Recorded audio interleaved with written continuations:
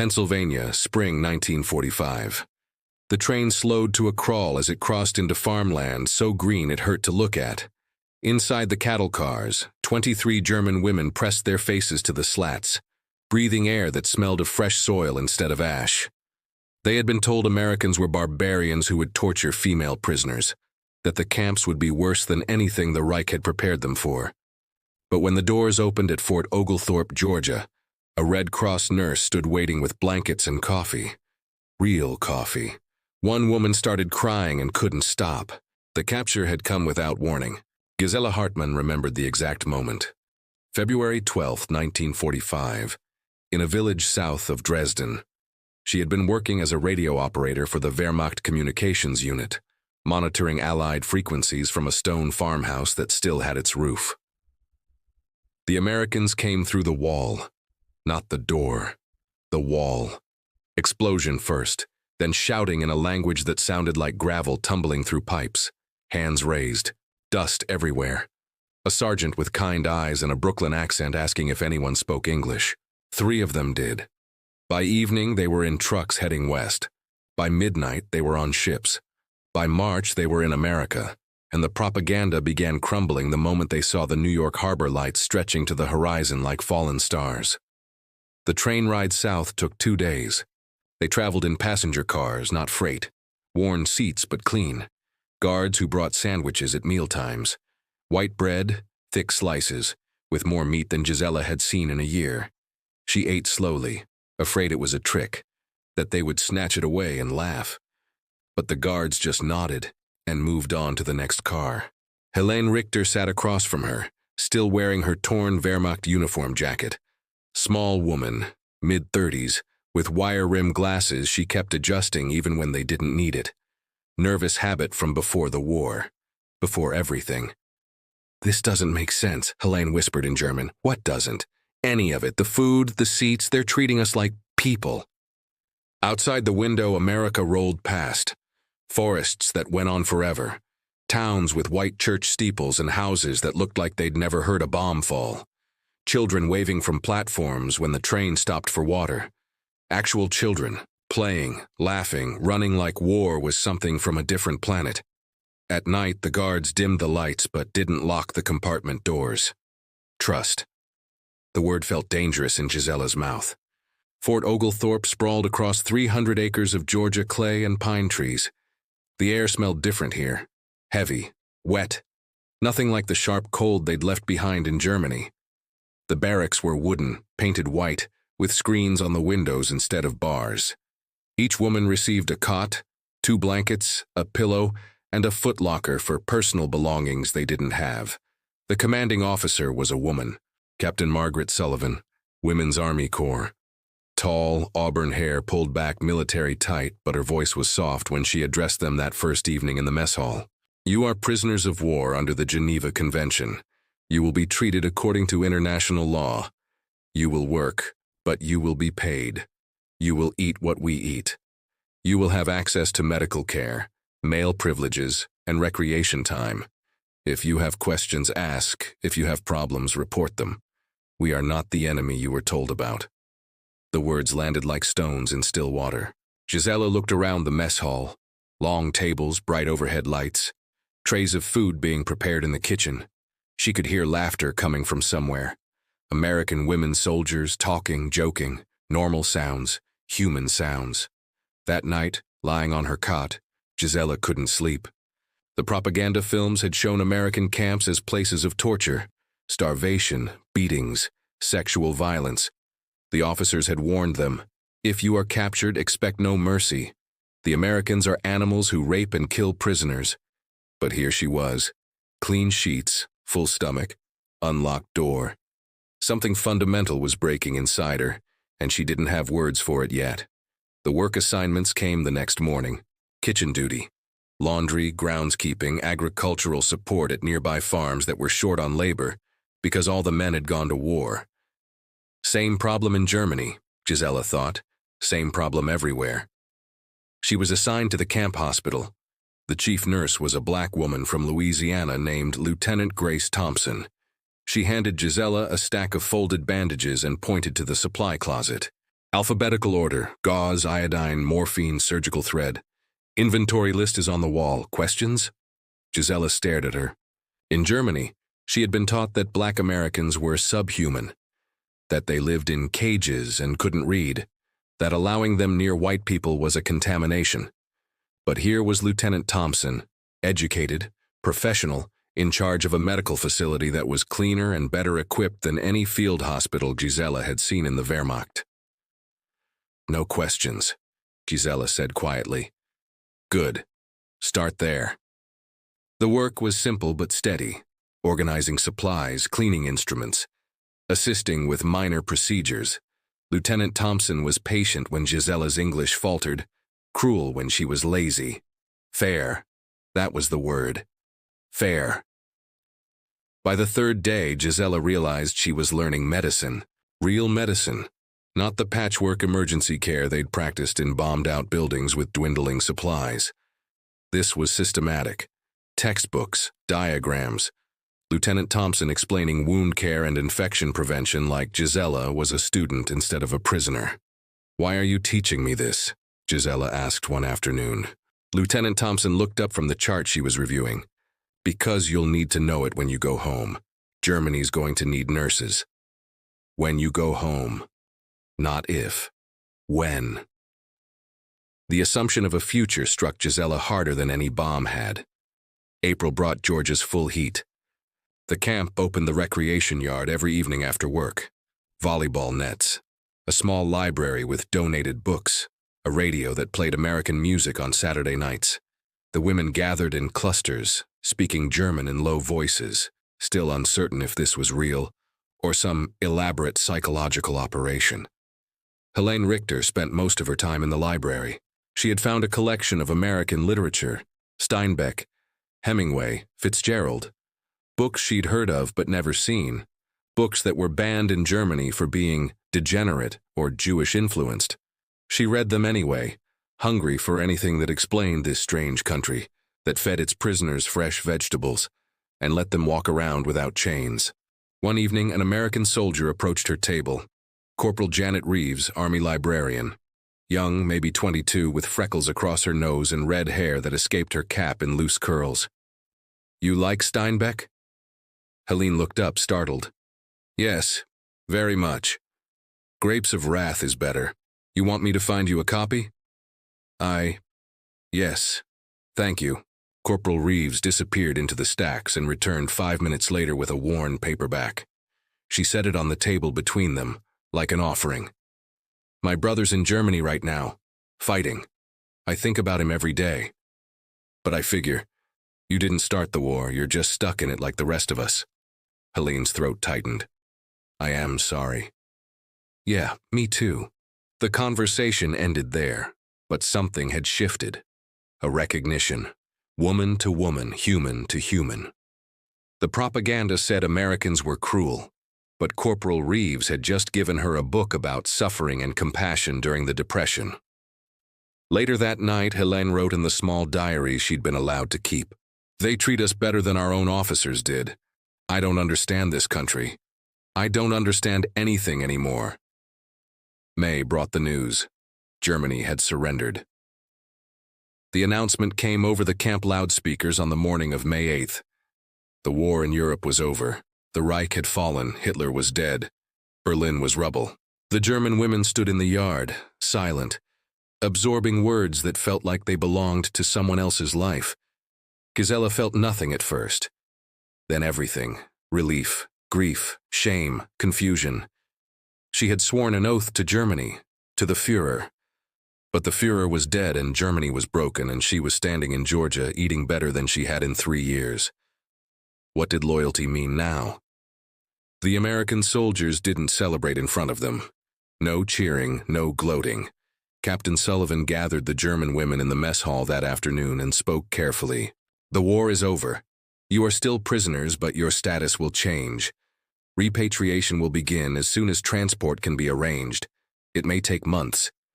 In the meantime, life here continues as before. Work, meals, recreation. If you want to write home, we'll help you find out if your families are alive." That last sentence hit like artillery. If your families are alive. Gisela hadn't let herself think about it. Her mother in Hamburg, her younger brother in the Volkssturm, her sister working in a munitions factory outside Essen. Were they alive? Were they ashes? That evening, the camp chaplain set up tables in the recreation hall with Red Cross forms.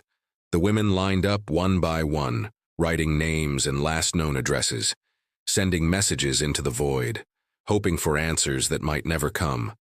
Gisela wrote her mother's name. Her hand shook so badly she could barely form the letters. The summer stretched long and strange. They were prisoners, yes, but prisoners who worked in gardens and attended English classes and received small wages they could use in the camp canteen. 20 cents a day, enough for soap or cigarettes or writing paper. The American soldiers began treating them differently, not as enemies, as women who'd gotten caught in something bigger than themselves. Conversations happened, casual ones, about food, weather, movies. The German women started asking questions. Is it true every American has a car? Some do, not everyone. My family didn't. Is it true you can say anything about the president and not go to prison? Yeah. People insult Roosevelt all the time, it's legal. These small revelations accumulated like snow, each one burying the propaganda a little deeper. Gisela received a letter in July. Her mother was alive. Hamburg was destroyed, but her mother had survived in a basement shelter. Her brother was dead, killed in the last weeks of fighting. Her sister was alive but sick, tuberculosis from the factory work. Gisela read the letter 3 times, then folded it carefully and put it in her footlocker. She walked to the edge of the camp fence and stared at the Georgia pines until the sun went down. Lieutenant Thompson found her there after lights out. You okay? My brother is dead. I'm sorry. They stood in silence, no other words necessary. Grief was grief in any language. Come on, Lieutenant Thompson said finally. You can't stand out here all night. But she didn't order. She waited.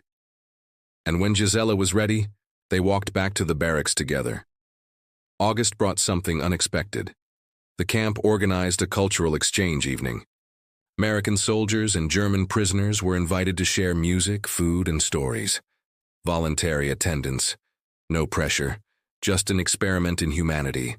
Helene almost didn't go, but Corporal Reeves had mentioned it during their weekly library sessions, and Helene found herself curious despite everything. What would Americans want to share with their enemies? The recreation hall had been transformed. Long tables with food, a small stage, chairs arranged in a circle instead of rows. 40 American soldiers, 20 German women. Everyone nervous. Captain Sullivan opened the evening with a simple statement. We've been enemies, but the war is over and we're all going home eventually. Tonight we're just people. Share what you want. Listen if you can. An American corporal played guitar. Woody Guthrie songs. A German woman sang a folk song from Bavaria. Someone brought out a harmonica. Someone else taught a card game. Food got passed around. Cake. Real cake with sugar frosting that tasted like childhood before the war. Helene found herself sitting next to Corporal Reeves. You have family in Germany? Reeves asked. A husband. I don't know if he's alive. My brother made it through. He's coming home next month. I am glad. Yeah, me too. I'm sorry about your husband. Not knowing is worse than anything. It was the most honest conversation Helene had had in years. Around them, other women were talking to American soldiers, laughing sometimes, crying sometimes. The room filled with something that felt dangerously like hope. The incident happened in September. A new group of German POWs arrived. Men this time, officers, SS. They were housed in a separate compound, but word spread fast. These weren't communications specialists or logistics personnel. These were true believers. Men who'd overseen camps and executions and believed the propaganda all the way to the end. One of them saw Gisela talking to Lieutenant Thompson near the hospital. Traitor, he hissed in German as he was marched past. Race traitor. The words hit like ice water. Gisela froze. All the old fear came rushing back. The fear of being reported, of being judged disloyal, of punishment. In Germany, fraternizing with the enemy meant death. Fraternizing with a black person meant something worse, but this wasn't Germany. Lieutenant Thompson noticed her reaction. What did he say? Nothing important. Gisela. He called me a traitor for speaking with you. Lieutenant Thompson's expression hardened. You want me to report him? No, it doesn't matter. It does matter, but okay, your call. They continued walking to the hospital, but something had changed. Gisela realized she had a choice now. She could let the old poison control her, or she could choose something different. That evening she sat with Helene in the barracks. I don't know who I am anymore, Gisela said quietly. None of us do. Everything we were taught was a lie, the superiority, the enemies, all of it. But if that's all lies, then what's true? Helene looked at her diary, filled with months of observations and confusion and slowly forming thoughts. Maybe the truth is simpler. Maybe people are just people, and everything else is the lie. October brought the first repatriation list. 50 women would return to Germany in 2 weeks. Gisela's name was on it. Helene's wasn't. They sat together on Gisela's cot, processing the news in silence. I don't want to go back, Gisela whispered. You have to. Your mother needs you. I know, but here I learned things about the world, about myself. In Germany, I'll have to forget all of it. Then don't forget. Carry it with you. The farewell party was small. American soldiers and German women gathered in the recreation hall one last time. Captain Sullivan gave a short speech about dignity and peace. Lieutenant Thompson hugged Gisela, actually hugged her, a white German woman and a black American woman embracing like sisters. You're a good nurse, Thompson said. Don't forget that. I won't. Corporal Reeves gave Helene a package. 3 books. Steinbeck, Hemingway, and a copy of the Declaration of Independence. So you remember what we were trying to tell you, Reeves said. About freedom, about equality. We don't always get it right, but we keep trying. Helene could barely speak. Thank you for everything. The ship journey back took 3 weeks. Gisela stood on deck as they approached Hamburg, watching the ruins emerge from the morning fog. The city she'd left was gone. In its place was rubble and desperation and hollow-eyed survivors. She carried one small bag. Everything she owned fit inside it. But she also carried something else. The memory of Lieutenant Thompson's patience, Corporal Reeves's kindness, Captain Sullivan's fairness, the taste of real coffee, the sound of women laughing without fear, the feeling of being treated like a human being instead of a number or an enemy. She carried the knowledge that another way was possible. Hamburg, 1946. Gisela found her mother living in a basement apartment. 3 rooms shared with 2 other families. No running water. Electricity for 4 hours a day if they were lucky. Food rations that barely kept them alive. But her mother was alive. They held each other and cried, and later, sitting by candlelight, Gisela told her everything. The capture, the train, the camp, the work, the American soldiers who treated them with basic human decency even though they didn't have to. Her mother listened, silent, processing. It sounds like a dream, she said finally. It was real, all of it. Then we were lied to, about everything. Yes. They sat in the darkness, 2 German women trying to make sense of what their country had become and what they'd been part of. Gisela started working at a makeshift hospital the next week. The medical skills Lieutenant Thompson had taught her kept people alive. She thought about Georgia every day, the heat, the pine trees, the unlocked doors. She wondered if Helene had made it home, if Corporal Reeves's brother was safe, if Captain Sullivan was helping other prisoners learn what it meant to be treated fairly. Years later, historians would discover the letters. Hundreds of them, written by German women POWs in American camps. Letters describing their treatment, the food, the work, the kindness. Letters that contradicted everything the Nazi propaganda had taught them. One letter, written by a woman named Gisela Hartmann in 1945, read, They gave us blankets, real coffee, books. They treated us like human beings. They showed us what we could have been if we'd chosen differently. It hurts to know that. It hurts to sit with that knowledge. but it's the only thing that feels true anymore. The title came from that line. The hurt of realization, the pain of discovering that everything you believed was a lie, and that your enemies were more humane than your own leaders. It hurt when she sat with that truth. But she sat with it anyway, and slowly, painfully built something new from the ruins.